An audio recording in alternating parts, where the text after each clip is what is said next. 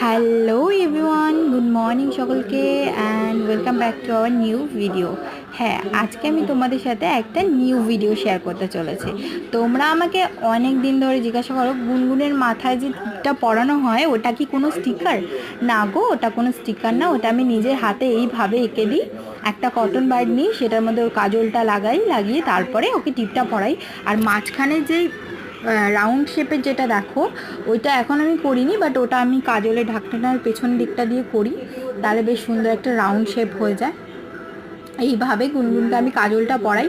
তোমরা অনেকে আমাকে কোয়েশ্চেন করো বারবার করে, বাট আমি তখন অ্যান্সার দিতে পারি না, এই জন্য আমি ভিডিওটা করে দিলাম। আর গুনগুনকে এইভাবে টিপ পরা দেখে অনেকেই বলে গুনগুনকে খুব কিউট লাগে।